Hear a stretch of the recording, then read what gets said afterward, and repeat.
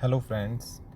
जैसे मैं आपको पिछले वीडियो में भी मैंने आपको बताया था कि जो बड़े ऑपरेटर हैं यानी जो बड़े खिलाड़ी हैं वो रिटेलर को किस तरीके से ऑप्शन ट्रेडिंग में बर्बाद करके रखते हैं।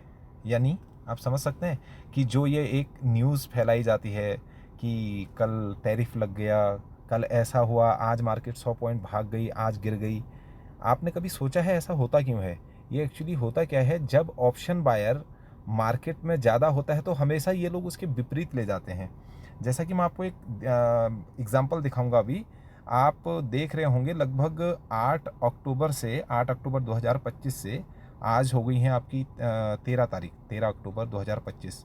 और आपको मैं एनजी का चार्ट दिखाता हूँ यानी नेचुरल गैस का। अब कोई कहेगा कि नेचुरल गैस इतना गिर क्यों रहा है। अब ये इसके लिए अलग अलग न्यूज़ मार्केट में ला रहे हैं कि वहाँ से इसराइल और गाजा का युद्ध रुक गया है, इस हिसाब से ऐसा हुआ है। तो भाई अगर ऐसा हुआ है तो फिर क्रूड ऑयल का क्यों नहीं गिरा? और क्रूड ऑयल का गिरने के बाद फिर चढ़ने लग गया। अब हुआ क्या है कि इसमें अभी यहाँ से ऑप्शन बायर आप देख रहे हैं कि जब यहाँ से लोगों को ऐसा लगा होगा ना, इसका चार्ट देखिए आप। जब यहाँ से लोगों को लगा कि ये मार्केट यहाँ से ऊपर को जाएगी यानी यहाँ से, तो लोगों ने क्या किया, यहाँ से बाय कर लिए होंगे, यानी कॉल बाय करी, तो इन्होंने इसको और नीचे लेके आ गए। अब सेम चीज़ मैं आपको दिखाऊंगा एनजी में। और एनजी में तो मैंने अभी पोजीशन बना के भी रखी है, इसलिए मैं आपको उसके विद एग्जांपल आपको बता दूंगा। ये देख रहे हैं आप, ये कितने तारीख से, 8 तारीख से लगभग लगातार गिर रहा है। अब ये गिर क्यों रहा है उसका मैं रीज़न बताता हूँ आपको। ये आप देखिए, एक्चुअली मैंने क्या है इसमें, देख रहे हैं, मैंने इसमें कॉल की पोजीशन बनाई है और यहाँ सेल करके भी बैठा हूँ। अब इसमें अभी जिसमें मैंने सेल किया है इसमें भी 25,000 का लॉस है मुझे, राइट। अगर ये मार्केट ऊपर को और सेम इधर साइड में मेरे अपने मैंने कॉल ले रखे हैं, और अगर मार्केट ये ऊपर को आएगी तो इसको मुझे पैसा देना पड़ेगा। यानी मैं हूँ रिटेलर और बड़ा ऑपरेटर यहाँ बैठा हुआ है, मुझे मतलब मेरे पैसों को खाने के लिए, जो हम 93% लोगों का पैसा इसमें डला होता है। अब ये जब तक इसको ऊपर को ये लेके आएगा 2 4 10 दिन में, तो इसका क्या है ना, इसका जो टाइम डीके होता है, यानी जो हमारी जो प्रीमियम जो गलती है, ये आते आते इसको पूरा जीरो कर देगा।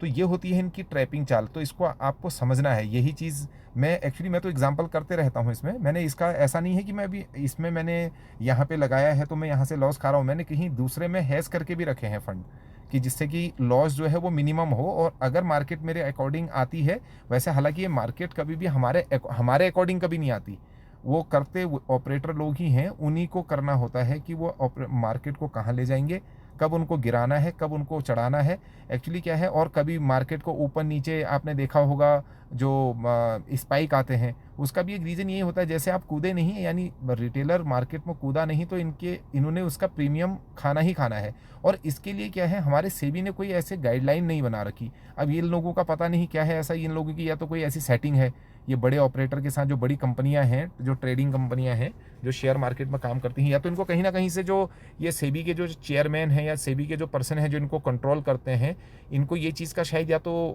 कुछ ना कुछ कमीशन मिलता है। अदरवाइज एक मान के चलिए ना कि इसका कोई रीज़न तो होना चाहिए कि भाई अभी एनजी इतना गिर रहा है, तो इनको क्या पूछना नहीं चाहिए कि भाई ये गिर क्यों रहा है। यही सेम मैंने अभी निफ्टी में भी देखा था कल परसों के चार्ट में, जिसका एक्सपायरी अपना ट्यूसडे को है, वो उसका 3 दिन पहले ही जो प्रीमियम है वो लगभग उतने हैं कि जो उसको एंड लास्ट डे होना चाहिए। यानी आप समझ रहे हैं कि जहां पुट साइड में अगर रिटेलर अगर ज़्यादा बैठ गया और कोई हट नहीं रहा, तो ये लोग क्या करते हैं, उसका प्रीमियम कम कर देते हैं। प्रीमियम कम कर देते हैं, हमारे हाथ में, रिटेलर के हाथ में कोई ऐसी पावर है नहीं कि भाई मार्केट हमारे हिसाब से तो चलनी नहीं है, तो इसीलिए ये लोग धोखा करके ही तो पैसा कमाते हैं। और जो हमारी सेबी अभी पीछे ये जैन स्ट्रीट जो कंपनी जो बैन की थी, ऐसी ही कितनी कंपनियां हैं, और जैन स्ट्रीट अपना दूसरा नाम चेंज करके फिर मार्केट में आ गई होगी। भाई जब तक सेबी इनके लिए रूल नहीं बनाएगी कि कौन, मतलब कब कितना, अभी ये मान के चलिए, अभी का दिखाता हूँ मैं आपको चार्ट, बताओ 278 रुपये से, ये मतलब ये मान के चलिए कितने बजे से, 10 से लेके 4 बजे तक ये कितना गिर गया, आप बताओ ना। अब इसका कोई रीज़न तो होना चाहिए। अब रीज़न मैंने आपको बता दिया, रीज़न इसका ये है कि मैंने इस पर अभी ये फिर यहाँ पे एक कॉल खरीदी यानी 275 की, तो अभी अगर ऊपर को लेके जाता है तो ये फिर इसको मुझे पैसा देना पड़ेगा, और मैं ऊपर ऑलरेडी बैठा हूँ इसको पकड़ने के लिए कि भाई तुम आओ और हम तुम्हें मतलब कुछ ना कुछ हमें दे के जाओ। पर ये है, जब ये हमें खाने के लिए आया है तो भैया हमें क्यों देगा, ये हमारे अपोजिट ही जाएगा। अब न्यूज़ चाहे कैसी भी आ जाए, कुछ भी आ जाए, हिंदुस्तान में कुछ भी हो रहा है, बाहर कुछ भी हो रहा है, तो ये खाली एक न्यूज़ होती है। और ये जितने भी इनको इन्फ्लुएंसर होते हैं यूट्यूब पे या अलग, ये इनकी एक अपनी अलग कहानी है कि इसका सपोर्ट टूट गया, इसने आज इसका रेसिस्टेंस से ऊपर चला गया। तो ये सारी चीज़ें क्या हैं, ये सब हम लोगों के अकॉर्डिंग ही चार्ट बनता है। आप कभी चार्ट का ये मत सोचिए कि चार्ट कहीं अलग से ये लोग बनाते हैं। चार्ट जो बनता है वो हम लोग बनाते हैं। यानी आप समझ रहे हैं, जैसे अगर आप इसमें कैंडल देखेंगे कि अब मान के चलिए कि जैसे ये आप यहाँ पे देखिए ना, आपको मैं जस्ट एक एग्जांपल इसमें दिखाऊंगा। ये देखिए आप, इसमें होता क्या है कि जैसे अभी हुआ क्या कि ये आज अपना गैप अप ओपन हुआ, तो इसने इसका यहाँ प्रीमियम नहीं बढ़ाया। अब क्या हुआ, जबकि ये यहाँ से यहाँ गया तो इसने प्रीमियम मतलब बढ़ाया होगा, नॉमिनल प्रीमियम बढ़ाया।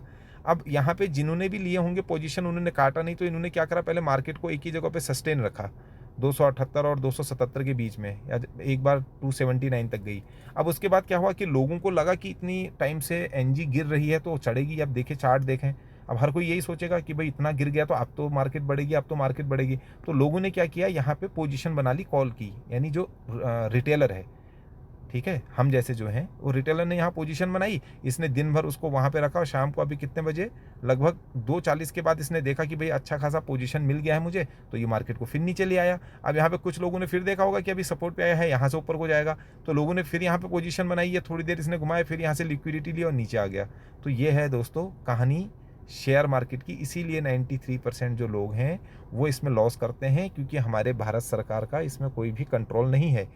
ना भारत सरकार के अपने सॉफ्टवेयर इसमें काम करते हैं, सब अमेरिका या बाहर के जो एफआई हैं, ये सारा इनका अपना एक सिस्टम है। कब किसका प्रीमियम बढ़ाना है, कब किसको डुबाना है, कब कितने पैसे निकालने हैं, कब क्या करना है, ये सब उनके हाथ में है। और सेबी इसमें कुछ नहीं कर सकती। हिंदुस्तान में कुछ ऐसे ना रूल हैं, ना इस तरीके कोई कानून बने हैं कि भाई जो भी अगर इस तरीके की धोखाधड़ी अगर मार्केट के अंदर कर रहा है तो भाई उसके ऊपर एक्शन होना चाहिए। ये हमारे इंडिया में है नहीं। इसीलिए जो एफआई हैं वो बेवकूफ़ थोड़ी है कि इतना पैसा लेके आ रहे हैं और ऑप्शन ट्रेडिंग में डाल रहे हैं, पोजीशन बना रहे हैं और हज़ारों करोड़ रुपए यहाँ से कमा के ले जा रहे हैं। और भारत सरकार को इसका पता ही नहीं है कि हमारे कंट्री से कितना पैसा बाहर जा रहा है। बोल भी रहे हैं कि भाई 93% लोग जो है वो लॉस करते हैं, और लॉस करने के बावजूद भी फिर जब अगर लॉस करते हैं तो उसका रीज़न क्या है। कोई बेवकूफ़ लोग थोड़ी ना बैठते हैं मार्केट में, हर कोई पढ़ा लिखा बैठेगा, स्टडी की होगी, चार्ट देखे होंगे, उसके बावजूद भी अगर वो लॉस कर रहा है तो कहीं ना कहीं फिर हमारे सरकार की इसमें कमी नज़र आती है। तो ये चीज़ हमें हमारे सेबी को और हमारी इंडियन गवर्नमेंट को भी सोचना चाहिए कि बाहर के लोग यहाँ में आके पैसा डाल के मार्केट में किस तरीके से हम इंडियन लोगों को चूना लगा के बाहर हज़ारों करोड़ रुपए लेके चले जाते हैं। सरकार इनसे 10% का पैसा लेती है, सरकार का भी खजाना भरता है। सरकार ये नहीं सोचती कि इसका इफ़ेक्ट आने वाले भविष्य में हमारे देश के लिए क्या होगा। एक तो देश को आर्थिक हानि तो हो ही रही है, साथ ही साथ इसमें हो क्या रहा है कि जितने लोग ट्रेडिंग में जुड़े हुए हैं, मेनली जो ऑप्शन ट्रेडिंग में हैं, उनको ये लगता है कि हम गलती कर रहे हैं। एक्चुअली हम गलती नहीं कर रहे हैं, हमारे साथ होता है धोखा। तो इसकी वजह से कुछ लोग डिप्रेशन में भी जाते हैं, कुछ लोग अपना घर छोड़ देते हैं, कुछ लोग बच्चों के साथ फिर अपना बिहेवियर उस तरीके से नहीं रहता। तो ये सारी चीज़ें हमें समझनी पड़ेंगी। Thank you so much for watching.